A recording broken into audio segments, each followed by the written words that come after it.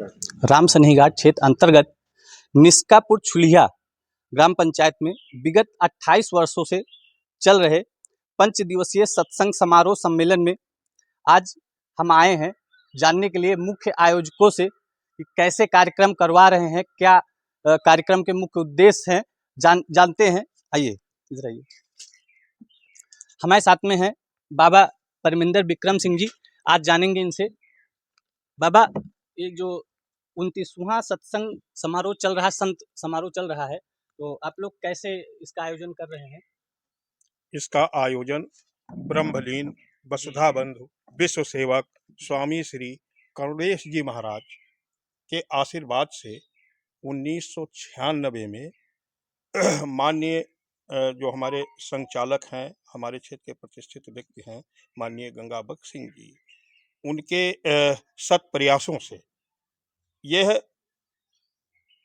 कार्यक्रम प्रारंभ हुआ, जिसमें सभी क्षेत्रवासियों का भी आशीर्वाद प्राप्त होता है।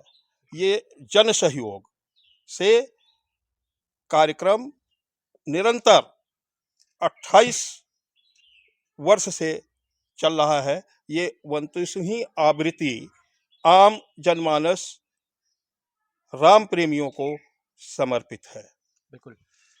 जिस तरह से देश में हिंदू देवी देवताओं और त्योहारों या फिर सत्संग हो गया, जिस तरह से बढ़ावा मिल रहा है, इस पर आपका क्या कहना गुरुजी? देखिए, वर्तमान समय में केंद्र और राज्य में जो सरकार है वो सनातन धर्म को समर्पित सरकार है।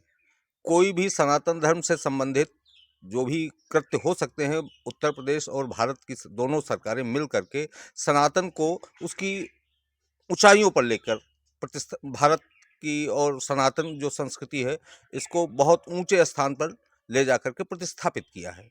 वर्तमान समय में जो हमारे यहाँ कार्यक्रम हो रहा है, विगत 28 वर्षों से हो रहा है, ये हमारा 29वां आवृत्ति होगी मेरे कार्यक्रम की, जिसमें लगभग आपके अयोध्या, अंबेडकर नगर, बाराबंकी, लखनऊ, रायबरेली जनपद, बाराबंकी से सटे हुए लगभग जितने जिले हैं वहाँ की उपस्थिति रहती है, वहाँ के राम भक्तों की, कथा प्रेमियों की उपस्थिति रहती है जी। तो जो ये आयोजन आप लोग कर रहे हैं, ये निष्कापुर छुलिया ग्राम पंचायत में, तो सबके सहयोग से हो रहा है ये कार्यक्रम? आम जनमानस का सहयोग होता है, बिल्कुल। और सबका सहयोग। और कार्यक्रम की कुछ प्रमुख बातें जो हैं वो बताइए। प्रमुख बातें ये है कि जैसे कि सुनने में आया है कि 5 दिन का प्रोग्राम चलता है, जिसमें अलग अलग कवि या संत लोग आते हैं। जी। पहले हमारे यहाँ ये था संत सम्मेलन जैसा नाम ना, कि कई संतों को एकत्रित करके आ जाते थे पहले दिन। उसके बाद 5 दिनों तक उनका 20 मिनट, 25 मिनट, 40 मिनट जिसका जैसा होता था उतना समय आवंटित होकर के दोनों सत्रों में कथा होती थी। उसके बाद इसको थोड़ा परिवर्तित किया गया कि क्योंकि पूरा जो व्यक्ति वहाँ बोल रहा था उसको पूरा समय नहीं मिल पाता था, तो ये तय हुआ, समिति ने ये तय किया कि एक दिन में एक संत या विद्वान जो भी बैठ आए हमारे यहाँ व्यास पे, वो पूरा समय उनको मिलना चाहिए। तो हमारी कथा दिन में 2 बजे से 5 बजे तक होती है और रात्रिकालीन जो हमारी बेला है उसमें 8 से 11 बजे तक। तो लगभग अब तक कम से कम 100 से अधिक संतों और विद्वानों ने आकर के हम लोगों का मार्गदर्शन किया है, उनका आशीर्वाद मिला है। ये अपने आप में एक ऐतिहासिक है कि उस स्थान पर 100 मूर्धन्य लोग आए और उनका मार्गदर्शन मिले हम लोगों को, ये हम लोगों के लिए गर्व की बात है। बाबा, जैसे जो 5 संत जो आपके कार्यक्रम में आने वाले हैं, इकट्ठे ही आएंगे? चूँकि मीडिया वालों ने बोला था कि पूछ भी लेना ये सवाल, उन लोगों को उनसे बात भी करनी है, या अलग अलग दिन आप लोगों ने अलग दिन के लिए जी संत विद्वानों को आमंत्रित किया गया है। वो 2 पाली में अपना प्रवचन करेंगे। जो संत आज आएगा वो दोनों पालियों में प्रवचन करके यहाँ से प्रस्थान कर जाएगा, फिर अगले दिन अगला संत आएगा। इस तरह से 5 दिनों में 5 संत 2 पालियों में अपना प्रवचन करेंगे। जैसा कि ये जो 29वां संत सत्संग कार्यक्रम चल रहा है, इसको लेकर क्षेत्र में बहुत सारा उत्साह है, इस पर आप कुछ बताइए, क्या कहना है? जो उत्साह होता है 29वां उत्साह है। उसके बाद पूरे डलई, सिरौली, घोषपुर, दरियाबाद, लगभग सब जगह प्रचार प्रसार है और बड़ा खुशी का माहौल है कि कम से कम कोई कार्यक्रम होता तो है। बिल्कुल बिल्कुल। हिंदू धर्म में सबसे बड़ा यही है कि कम से कम कार्यक्रम संपन्न हो, सबसे बड़ी खुशी यही है। बाबा जी, आपने देखा होगा अभी गुरु जी भी बता रहे थे, आप भी बता रहे थे, क्या ये भारत सरकार आने के बाद ही ये माहौल बना है यहाँ पे देखिए, हिंदुस्तान में? राम कथा और राम को कभी भी हिंदू जनमानस से अलग नहीं किया जा सकता। बिल्कुल। राम कथा को न मुगल की तलवार रोक सकी और न अंग्रेजों की तोपें रोक सकी। राम कथा गंगा के समान है। जिस तरह से गंगा में चतुष्वर्ण स्नान करता है बिना किसी भेदभाव से, उसी तरह मानसकार ने लिखा, राम कथा सुरसर कर धारा, सरसई ब्रह्म विचार प्रचारा।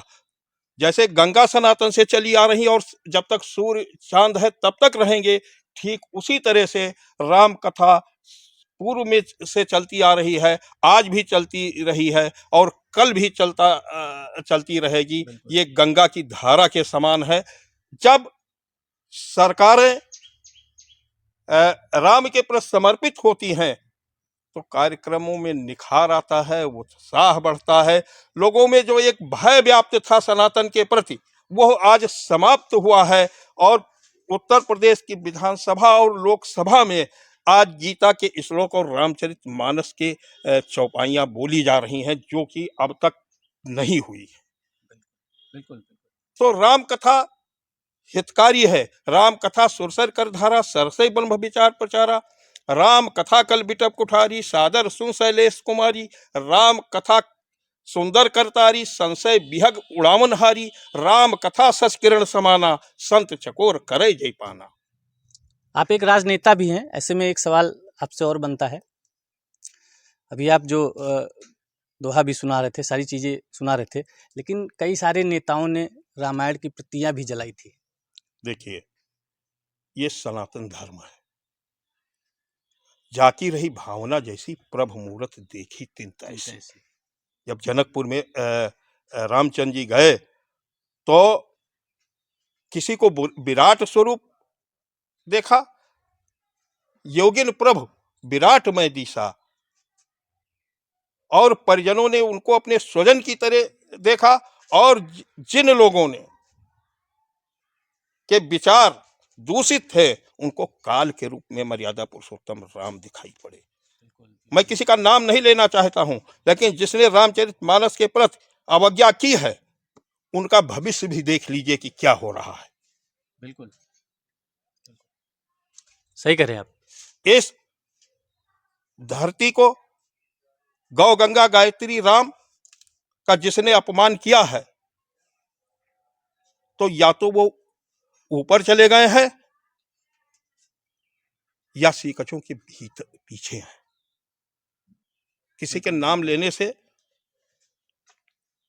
मेरा कोई अर्थ नहीं है, लेकिन ये समाज पूरी तरह से जान रहा है कि जिसने राम का अपमान किया है वो आज किस स्थिति में है। बिल्कुल जैसे आप सही करें। आयोजक समिति में गंगा बकसदादा वरिष्ठ सदस्य हैं और उनके नेतृत्व में जो ये कार्य चल रहा है सत्संग वाला, और इतना लंबा समय जो तय कर कर आप लोग आ रहे हैं और आज अभी भी वैसा ही चल रहा, भव्यता बढ़ती जा रही है, इस पर कुछ बताइए। इस कार्यक्रम को इतना दिव्य और भव्य होने में आम जनमानस का सहयोग रहा है, तन से, मन से, धन से। स्थानीय स्तर से लेकर के पूरे जनपद से जो शुभचिंतक हैं इस कार्यक्रम के और हमारे शुभचिंतक हैं, वो पूरा सहयोग करते हैं। उनका परिश्रम, उनकी मेहनत, उनकी लगन से ये कार्यक्रम अद्भुत, अलौकिक, अद्वितीय होता जा रहा है। बिल्कुल है उसमें एक ही पंडित बैठता है और 7 दिन भागवत कहता है। ऐसे में जो ये पंच संत सम्मेलन आपका जो हो रहा है, इसमें 5 दिन अलग अलग संत आएंगे और बैठेंगे और कहेंगे, तो डेली रोज अलग अलग कथा कही जाएगी या फिर? सामान्यतः कथाओं में होता यह है कि एक क्रमिक कथा होती है, क्रम से कि राम जन्म से लेकर के वो क्रम से वो सातों दिन कथा बोलते हैं। लेकिन हमारे यहाँ ऐसा कुछ कोई बाध्यता नहीं है। जैसे हमारे यहाँ पहले दिन जो वक्ता बोले तो ऐसा नहीं कि अगले दिन जो वक्ता आने वाले हैं वो उसके आगे के प्रसंग को आगे लेकर के जाएं। जो आज के वक्ता हैं वो आज अपना विषय रखेंगे, फिर अगले दिन जो दूसरे वक्ता आएंगे वो अपने हिसाब से अपनी व्याख्या करेंगे या अपना संदेश समाज को देंगे। तो हमारे यहाँ कोई ऐसी बाध्यता नहीं कि ये क्रमिक नहीं होना है। जो लोग आएंगे वो अपने हिसाब से, जैसे 18 तारीख को हमारे यहाँ स्वाति शुक्ला जी आ रही हैं, ये जौनपुर से हैं। 19 को पंडित प्रभाकर शास्त्री जी आ रहे हैं प्रतापगढ़ से, और 20 तारीख को पूज्य लक्ष्मी प्रिया जी आ रही हैं अयोध्या से हैं, और वीरेंद्रानंद पुरी जी महाराज नैमिष से 21 को आ रहे हैं, और 22 तारीख को राष्ट्रीय कथा व्यास हैं, जौनपुर के रहने वाले हैं, काशी क्षेत्र से आते हैं, प्रकाशन पांडे विद्यार्थी जी, उनका उद्बोधन होना है हम लोगों के बीच में। बिल्कुल। आपका बहुत बहुत धन्यवाद आपका सर, बात करने के लिए।